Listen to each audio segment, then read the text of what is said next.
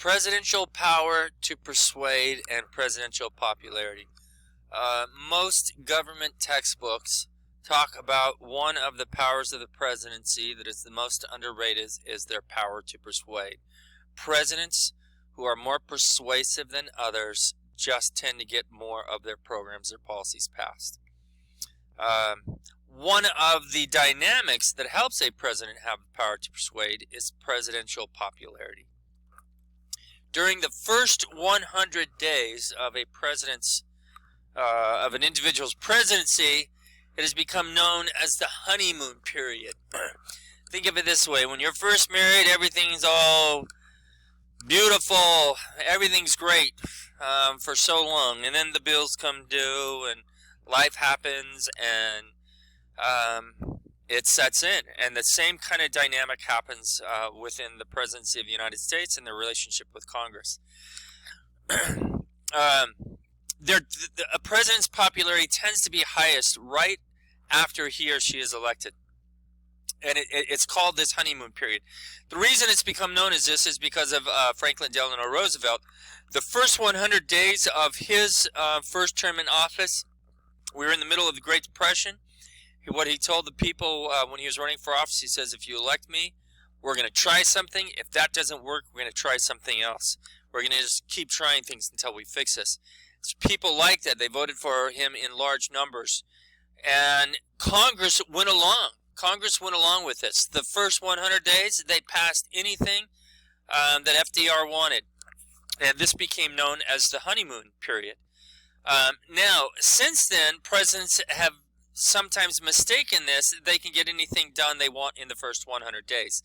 That is not the case either. Bill Clinton is a prime example of squandering the presidential honeymoon.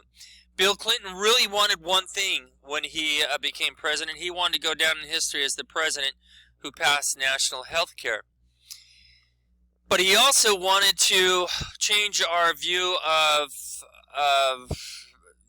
various gender identities and homosexuality. And he thought he could do that by allowing gays into the military. He thought the perception, he misread the perception, the public perception. And he's thinking, okay, it's my first 100 days, I can do this, and I can do national health care. And so he thought he'd be able to get gays in the military in short order. And so he pursued that, and what he found was he had a fight on his hands. Now, up until Bill Clinton, the policy with gays in the military is if you told them you were gay, you were out. They could ask you if you were gay, and you told them you were gay, you were out. If they found out you were gay, you were out. So Bill Clinton, after a labored fight, all he could get was from Congress was don't ask, don't tell. Meaning, now military recruiting officers could not ask potential recruits if they were homosexual. And if they asked, they didn't have to tell. Really, wasn't that the policy before? Because if there was a recruit who was homosexual, wanted to get into the military, all they had to do was lie. So they really changed nothing from the perspective of getting individuals in. It was still illegal to serve in the military if you were homosexual. And so what happened with this big fight, what he thought would be an easy piece of legislation passed, he turned it into a big fight because he misread the conservative side.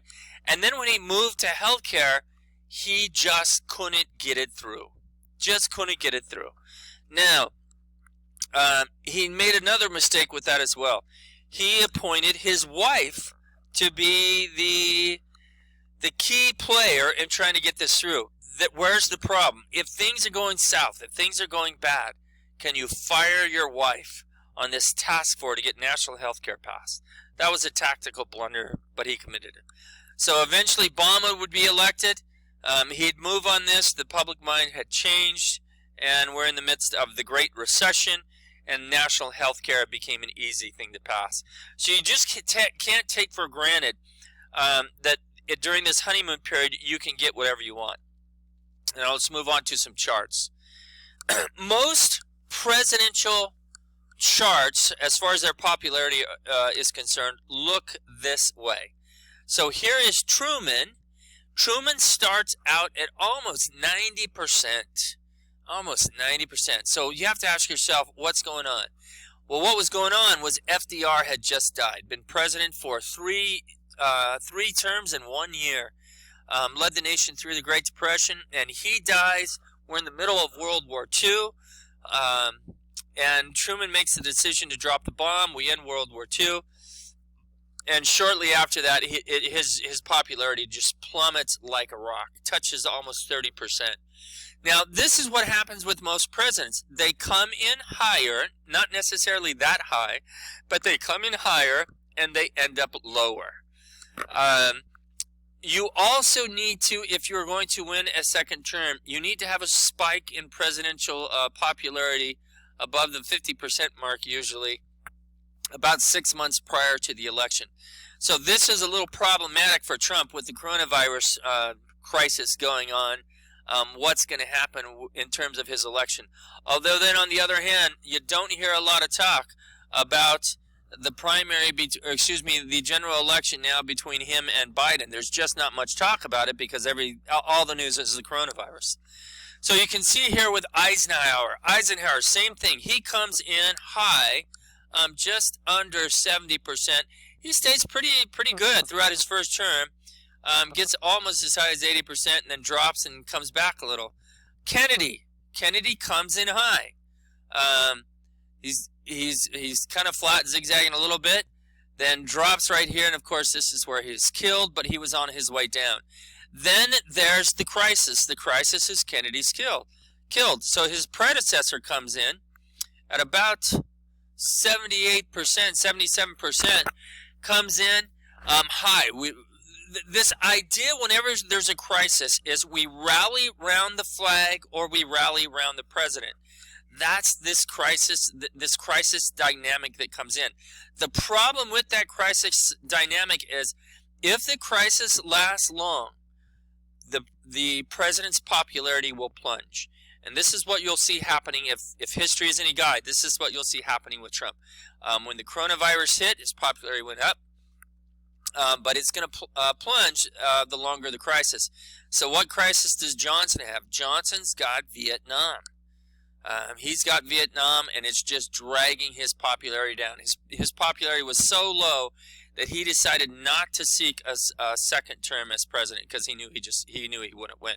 Now you can look at this right here and you think, well, why is his so much bigger?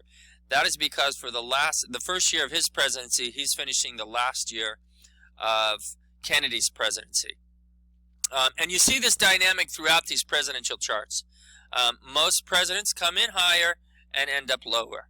That's just how it happens. Now you see Reagan, he gets this spike before his election. He wins election. Carter, he got a spike. That spike was the Iranian hostage crisis. It became prolonged and he dropped. He didn't win the re-election. Clinton starts out a little higher, takes a drop, and comes back, climbs, wins the second re-election and pretty flat through the second term, even through an impeachment. And that's how it works. You've got to keep that popularity high if you want to win a second term.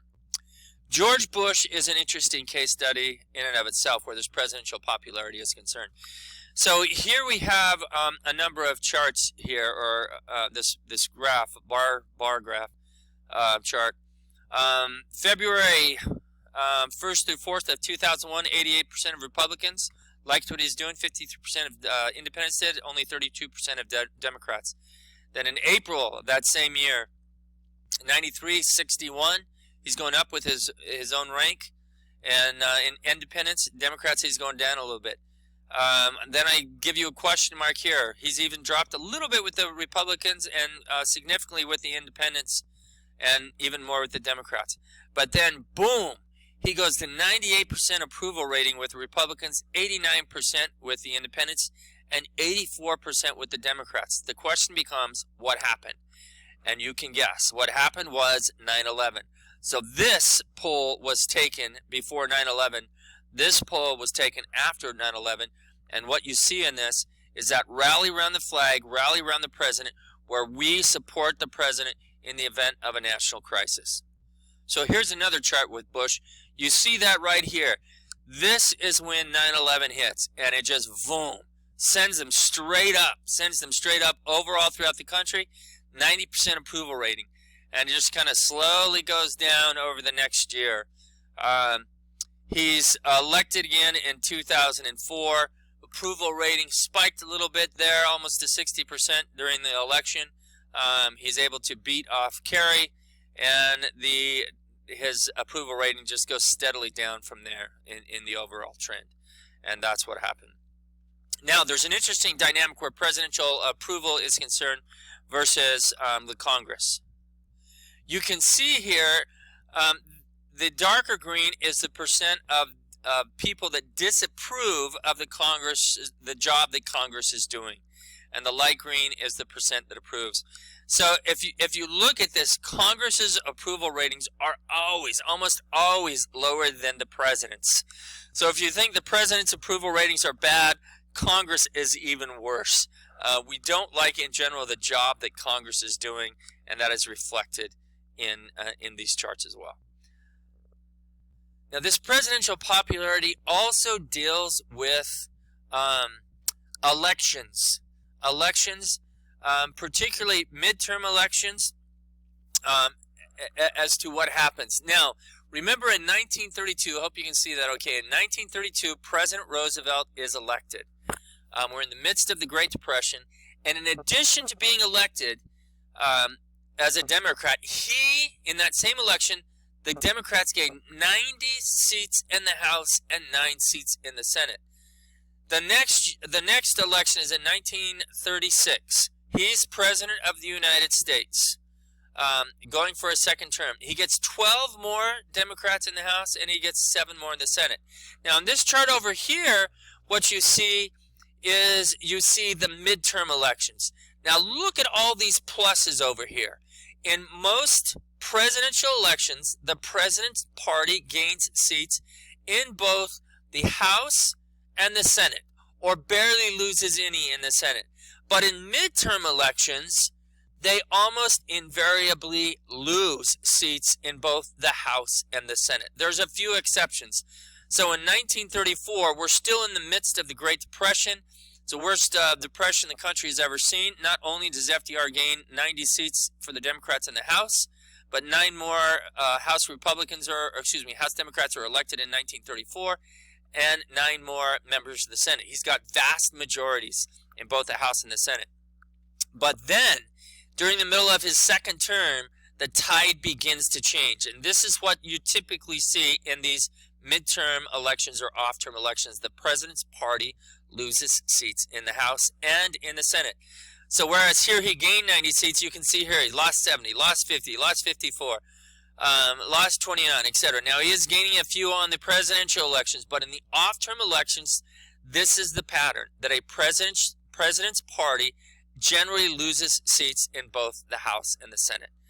It's like the voters are taking out their angst on the president, and if they're not pleased with him. Another dynamic that's going on is that in midterm elections, you just don't have as many people voting, and that means your more partisan voters are going to be voting. And we also know that Republicans are more likely to vote than Democrats, and that accounts for these vast drops for the Democrats here. All right, we'll pick up with the presidency and the power to say no in the next video.